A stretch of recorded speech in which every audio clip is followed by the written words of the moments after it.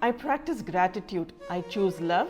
I pray with faith. I express myself with authenticity. I believe in community. I am a daughter. I am a friend you can confide in. My best friend is my work. I am an author. I am a mental and emotional health practitioner with a degree of PGDIC, certified in psychotherapy, rational emotive behavior therapy, applied transactional analysis, and breathwork for emotional well-being. I served as a human resource leader, presently founder of Dineessha Emotional Healing Foundation, 29 plus years of professional experience. My greatest qualification is not only what I studied, it is what I have lived. Trauma deepened my compassion. Healing became my purpose. Welcome to Dineessha Emotional Healing Foundation. कहते हैं प्यार दुनिया का सबसे खूबसूरत एहसास है, लेकिन शायद इसीलिए ये एहसास को सबसे ज़्यादा गलत भी समझा जाता है। कभी हम ज़रूरत को प्यार समझ लेते हैं, कभी आदत को, कभी अटेंशन को, तो कभी दोस्ती को। चलिए आज बात करते हैं सिर्फ प्यार की नहीं, प्यार को समझने की भी बात करते हैं। And not just as a mental health practitioner but also as a human being, because we all have lived that kind of an experience at some point of time. So let's talk with acceptance rather than pretense. Welcome back to Dineessha Emotional Healing Foundation. My name is Pinky Kansara. If you have been watching this series, first of all, thank you so much for spending these moments out here with me. In previous episodes, we have tried to explore emotions in a very different way, right? We have tried to understand what emotions is all about. Why do they exist? How they influence our thoughts, our decision making in many ways, and also in fact even the way we see the world around us. Today I'd like us to move away from theory. Let us talk about real life, because understanding emotions in a psychology book is one thing, but understanding them when they quietly become part of our everyday life, that's a different thing altogether. And that's actually where the real learning also begins. And perhaps there is no emotion that tries to teaches us more about ourselves than love. The moment we say love, we think only of romantic relationship, whereas love is a much broader emotion altogether. But yes, let us start with the universally understood definition of love, that is romantic love. Because why hide behind the bushes and pretend as though it has never happened to either of us out here? So as human beings, many of us have experienced love, longing, attachment, and also heartbreaks. And perhaps somewhere we need to talk about it rather than avoiding it, because in fact people who are really emotionally evolved, they don't deny the existence of love. They respect love as an emotion. They carry the passion for love, but not as a possession, and definitely not as obsession. When I say about evolved people, recently I happened to meet a very highly respected head of a psychology department, somebody who has spent decades mentoring students and contributing to the world of psychology. After his retirement, he chose to move from urban modern city. He chose to stay in Vrindavan. Of course, when I met him and I got to know about him, I asked, I said, "Sir, why did you make this decision?"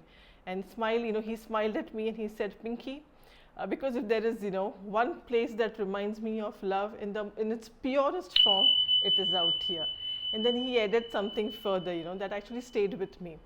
The only force powerful enough to unite humanity is love. And perhaps that is exactly why we need to understand it, much more than anything else, because love is never about controlling. It is not about manipulating, and for sure it is not about emotionally blackmailing someone. Those are our needs, our insecurities, our ego. You cannot call that as love. It was so different earlier where we talk about romantic relationships. I remember when we were in college, romantic relationship meant so much for us. In fact, our parents would be so strict with us, saying that there's no meaning in that and don't go into that direction. And today times have actually changed. The youth refuse to be wanting to experience a romantic relationship. In fact, I have people in my group and I see how the parents are telling their children to find a partner, or at least date someone so that they can get them married, as finding a partner for today's youth with their kind of expectations they have is so unrealistic at times. Recently, I was, invited as a guest lecturer in one of the very esteemed and top colleges. The session was all about, emotional well-being and everything, and also about, social issues related to social media and stuff in context to mental health. But after the lecture ended, and something very interestingly happened. I saw how most of the students gathered in the corridor for almost 45 minutes, and almost every question was related to relationship. Like, how do I know if this is real love? Why does relationship when it ends, it hurts so much? Why do people suddenly change in a relationship? Can someone truly love you and still walk away? Well, those conversations made me realize something very important. Young people are not lacking intelligence, they are lacking emotional education. They were so curious, but they were also so scared to experience love. They don't know how to regulate their emotions. In fact, I realized many of them don't even know whether they should ask such questions or not. And if they can, whom should they ask such questions? No one has really, sat with them and explained what happens, inside our mind, inside the brain, and also with our heart, when we start to begin to enter into a romantic relationship. और जब हम emotions को समझते ही नहीं ना, तो फिर वो फीलिंग्स को हम कैसे समझ पाएंगे? And this is making some young people not only being fearful and afraid of marriage, but also fearful of entering into a committed relationship, because somewhere, let's accept it, we failed to show them the purity of love. We showed them the hurt, the pain, the unsafety, the possibility of relationships going wrong. But perhaps we didn't teach them enough about what emotionally healthy love can actually look like. Have you really wondered, why does one relationship, sometimes affect us so deeply? Have you really introspected? Like leaving an emotional impact that can actually stay with us for years. Well, perhaps because what we have never realized and we don't understand when we are into it is because, we just did not allow somebody to enter our life. We did not give them a place in our life. We allowed someone to be in our emotional world. You gave them a place much closer than to the people in your inner circle. You opened yourself to them. You became vulnerable. You shared your thoughts, your fears, your dreams, also your insecurities, your everyday life. And that is the reason why when that relationship breaks, it can feel as though so much more than just a relationship which has been lost, because more so if it has not happened in the right mutual manner, with respect and with a proper acknowledgement. Because but in that case again, you have to realize and understand something, that every relationship has two people, which means you alone cannot control the entire outcome of any relationship. There is another person carrying their own values, their own expectations, their own needs, their own intentions, their own emotions, and of course, their own history. And an imbalance in these things is almost inevitable, because no two people are the same at any given point of time. What usually attracts us in a relationship? Only what we can see and what we can experience together. Let's say the intellectual connection, the maturity, the emotional safety, of course the conversations, the happy times, the attention, the longing, the sharing, the excitement of being understood. But beneath all of this, there are many layers we often don't see, and sometimes we don't even think to look for them because we don't want to look for them also. So we don't know how the other person deals with conflict. We never go through all this, right? How they respond to chaos, how emotionally capable they are when life doesn't go their way. What kind of, let's say, the childhood, experiences has shaped them. What emotional patterns they carry along also. Whether they have a habit of lying, whether they are constantly in need of emotional supply, or whether they have just created a version of themselves that actually isn't the real self of theirs. Perhaps the most important question is, whether have you really seen this person as an equal, because romantic relationships are often the first relationship in our lives that we truly, we meet another person on an equal level altogether, where sharing of life is concerned altogether, so can they genuinely celebrate your success? Can they digest your popularity? Can they be happy when you shine? Or, are they operating through the three C's, which we call, in a practice, which is supposed to be compare, compete and copy? And sometimes we overlook all of this, because when, we are emotionally invested, हम बहुत कुछ देख कर भी नहीं देख पाते हैं, देखना ही नहीं चाहते हैं. We are almost blindfolded by what we feel. We look at something as simple as constant communication, the endless messages, shared during the day, every little thing, in fact, they want to tell you. They constantly, call and check upon you. And if they are, even alone for 5 minutes, they would want to, connect and call you. And if all these things makes you feel important. Care if you have, also eaten, not eaten, have you reached home safely? They make a home in your emotional world, and naturally you begin thinking this must be love. But sometimes it can also be a emotional dependency. The constant, contact can, creates a kind of a sense of importance, and slowly both people, can become, let's say, dependent on that kind of an emotional supply. So ask yourself, is this genuine intimacy? Or have we simply become emotionally dependent on each other's constant availability? You make yourself emotionally available to them all the time, because perhaps you feel, you are giving them, let's say priority, but it could also be fulfilling their needs, their, emotional needs altogether. And let us understand, that needs can change with time and circumstances, because we all evolve with time. You have to ask yourself, can this person really handle a difficult conversation? Can they sit down with discomfort? Can they disagree without becoming emotionally overwhelmed? Or, let's say, can they face conflict without collapsing or making you feel regulate for their emotions? So, can they participate in uncomfortable conversations, or they try to avoid, or, throw tantrums? Because you don't really know someone only when everything is going well. You know them when, life stops going their way. In some way of the other, we all of us, we have two versions to ourselves. There is one version of ourselves which operates in a calm, comfortable and composed life, and then there is another version of us that emerges only, in a situation where we are threatened, rejected, challenged, or maybe when life is out of control. That version says a lot about our true self. So don't only observe someone when their needs are being, met. Observe them when they are disappointed. Observe them when when you disagree with them. Observe them when they don't get what they want. Observe, how they treat people when they cannot get anything from them anymore. And then after the relationship ends, most of the time, I've seen people saying, I will never love again. You weren't necessarily in love with the person you thought you knew. Perhaps you were, in love with the fantasy of who you believed they were.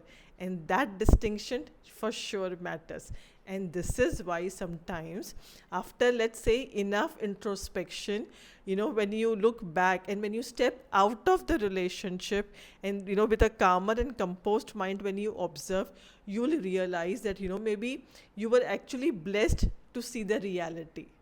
And, as an emotional and mental health practitioner, I keep telling people, do not try to, move ahead with, unresolved wounds of yours, trying to find a quick fix, because sometimes, they haven't even really processed their emotions at all. They may, have pushed the grief aside, lived in denial, or maybe even pretended to be completely over their past to convince themselves, because, let's say, out of ego, or to, prove it to their current partner. Well, unprocessed emotions don't disappear. In fact, they make another mistake also, after the relationship ends is, just to satisfy their, wounded ego, and immediately try to look for another partner, not because they are ready anywhere, but because they want to prove, let's say to their past, to their earlier partner, or maybe to the world around, that look, I am capable of being loved. Look, I found somebody better than you.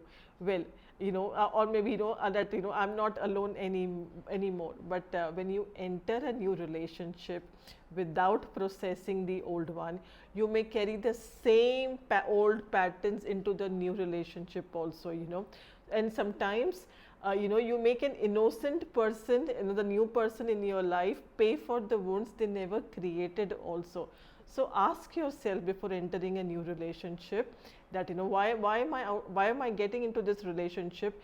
Because I'm ready to love again, ready to be in an involved relationship, or maybe I'm desperate to be to feel that I'm not alone. And please try and remember and understand one thing: nobody can heal your wounds, because that belongs to you. The reason romantic relationship, most of the time, whole concept is too much exaggerated and or too much hyped at the same time, because the very fact is that in a romantic relationship you go through many different emotional states, which otherwise you would not in your other relationships, say within family or friends. So there's so many emotional states and so many emotions that you experience in a romantic relationships, from being vulnerable, let's say fear and expectation and hope and longingness, and just the list can go on. But and we touch all these emotional states at every time in a relationship. And when the relationship ends, now we don't know how to close those emotional chapters which we have opened. That is why I want to say this, and especially to the younger generation: don't enter into a relationship expecting it to last forever, but don't enter carelessly at the same time. Love is beautiful, but it also involves risk, which you cannot deny. When you open yourself emotionally to another person, you are accepting it. You have to agree to that also, that you are accepting the possibility of being hurt. That's the part of being vulnerable. If you do choose to love, just be mindful about it. Don't empty yourself constantly by emotionally giving, because you are emotionally investing yourself in another person. It's very important for you to understand that none of your relationships are your identity, be it within family or with a romantic in a romantic relationship also. Don't confuse a relationship with a fairy tale presentation either, with constant compliments and flattering words of lines of how much you mean to them, that's constant attention, or let's say maybe making your family their family members. This is not the definition of love altogether. Things can be just beautiful, but they don't necessarily last forever. Emotional maturity to to be beside someone in thick and thin, be it in blood relationship, friends, or romantic relationships. So don't bet your entire life on someone's words until you have seen their behavior in boiling water, how they behave otherwise when they're in a difficult situation. Because what people say can create a beautiful story, but what they repeatedly do, that reveals the person living inside that story altogether.